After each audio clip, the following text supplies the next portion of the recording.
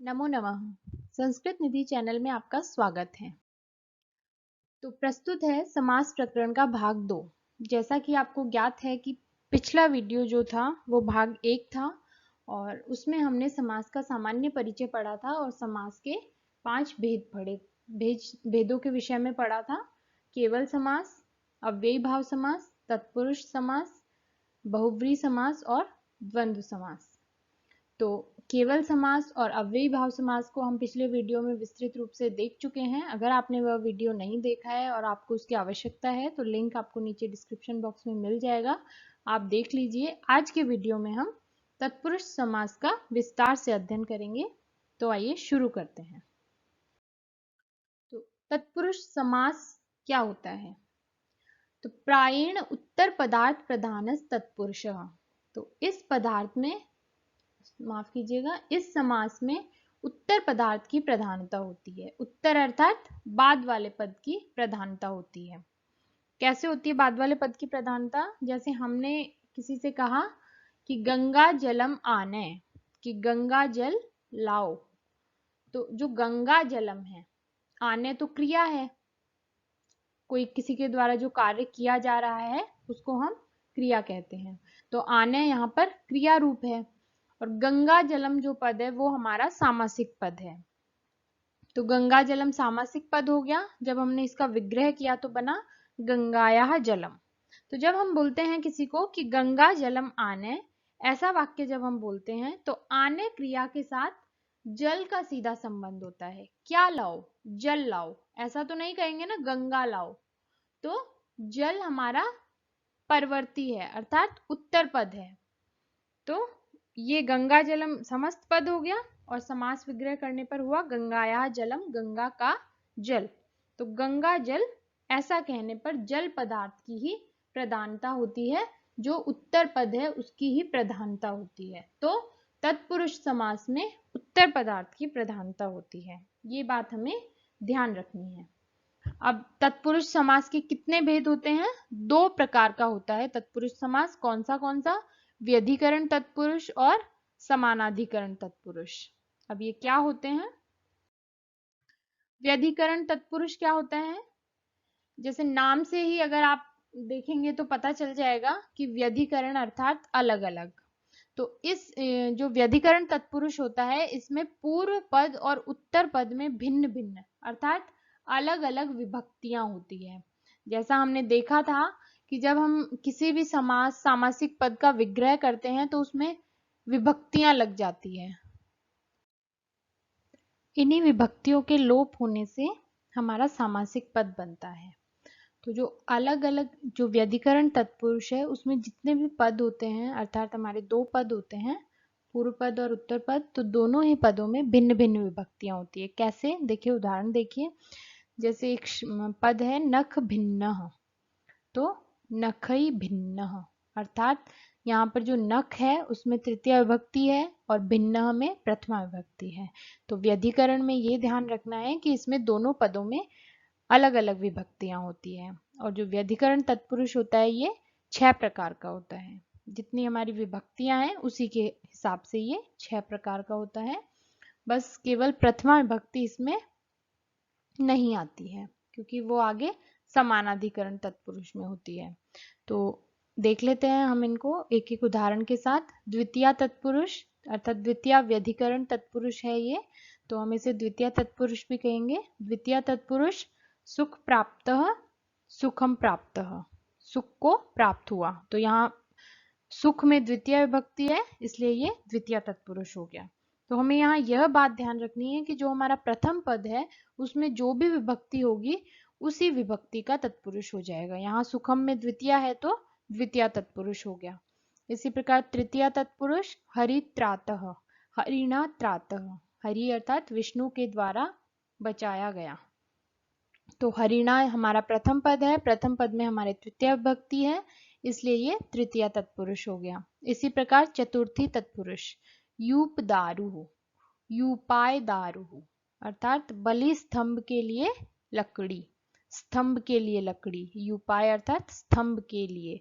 तो के लिए हमारे चतुर्थी का विभक्ति चिन्ह है तो युपाय में हमारी चतुर्थी विभक्ति है, इसलिए चतुर्थी तत्पुरुष हो गया। इसी प्रकार पंचमी तत्पुरुष चोर भयम, चोरात भयम, चोर से भय अर्थात चोर से डरा हुआ। तो चोर में हमारे पंचमी विभक्ति है, तो पंचमी तत्पुरुष हो गया। षष्ठी तत्पुरुष आत्मज्ञानम, आत्मनः ज्ञानम अर्थात आत्मा का ज्ञान। तो आत्मा का षष्ठी संबंध बता रहे हैं आत्मा के साथ, तो षष्ठी है और षष्ठी में षष्ठी तत्पुरुष हो गया।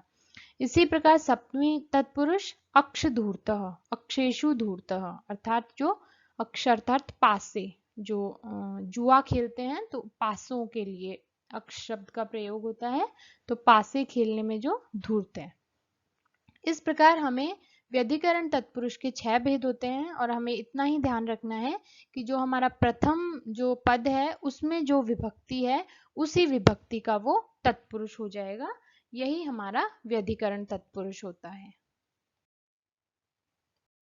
अब आता है समानाधिकरण तत्पुरुष। तत्पुरुष के 2 भेद हैं, व्यधिकरण, व्यधिकरण हम देख चुके हैं, अब है समानाधिकरण तत्पुरुष। तो समानाधिकरण नाम से ही ज्ञात हो रहा है समान अधिकरण अर्थात जिसमें पूर्व पद और उत्तर पद में समान विभक्तियां होती है। व्यधिकरण में भिन्न विभक्तियां थी दोनों पदों में और इसमें दोनों पदों में समान विभक्ति होती है और अधिकांशतः यह जो विभक्ति होती है ये प्रथमा ही होती है, तो इसीलिए प्रथमा विभक्ति का उल्लेख वहां व्यधिकरण तत्पुरुष में नहीं मिलता है, सीधा द्वितीया से उसके भेद शुरू होते हैं।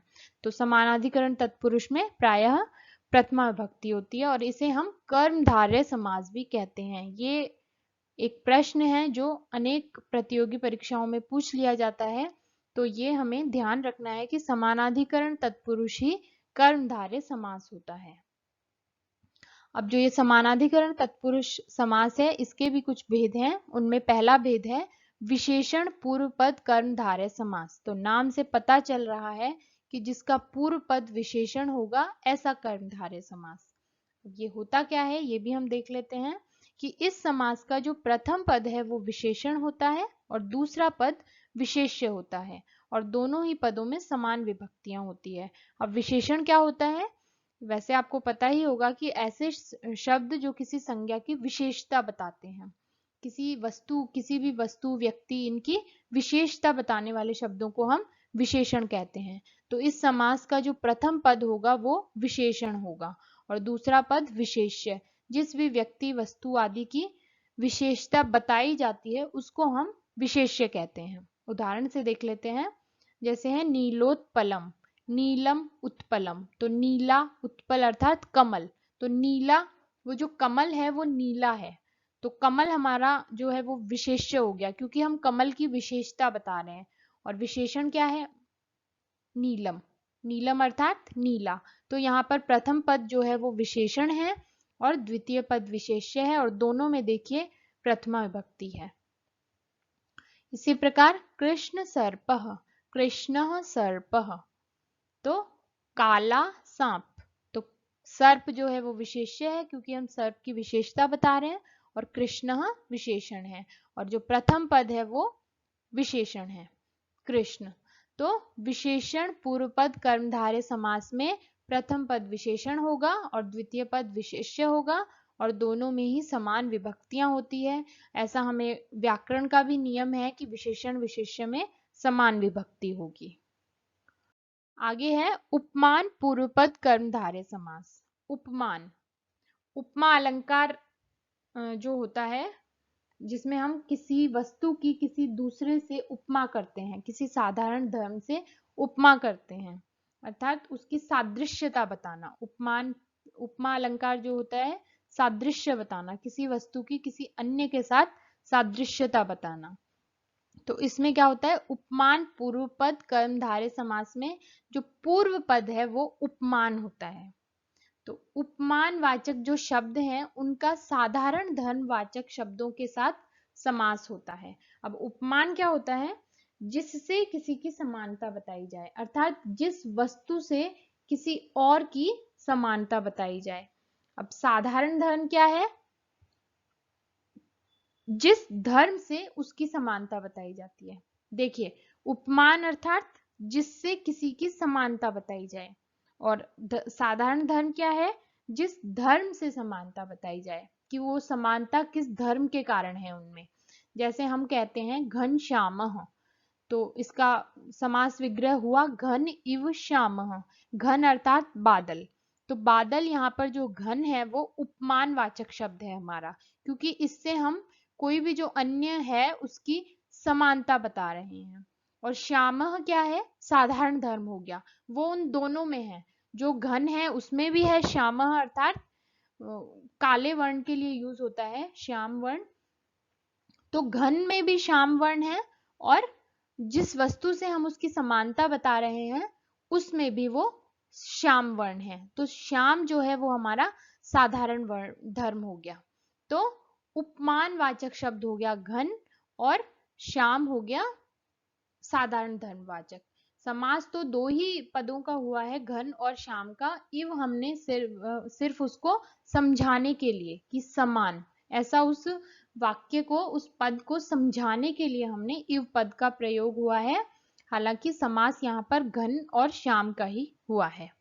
तो घन श्याम, ये हो गया उपमान पूर्व पद। नाम से भी आप समझ सकते हैं कि इसमें पूर्व पद उपमान होता है। आगे आता है द्विगु समास। ये भी समानाधिकरण तत्पुरुष का ही एक भेद है। संख्या पूर्वो द्विगु, अर्थात इसमें जो पूर्व पद होगा वो संख्यावाची होगा, कोई ना कोई संख्या होगी। तो इसे भी हम आसानी से पहचान सकते हैं इस समास को भी, क्योंकि इसमें जो पूर्व पद होगा, पहले वाला जो पद होगा वो संख्यावाचक होगा। और ये जो समास है वो सदैव नपुंसकलिंग एक वचन में ही आता है। जैसे पंचगवम, तो पंचानाम गवाम समाहारः, तो 5 गायों का समूह। ठीक है। अब पंच, पंच जो है हमारा संख्यावाची शब्द है और पूर्व पद है, इसलिए हम पहचान जाएंगे कि ये द्विगु समास है। इसी प्रकार त्रिरात्रम, त्रिस्त्रीणाम रात्रिणाम समाहारः।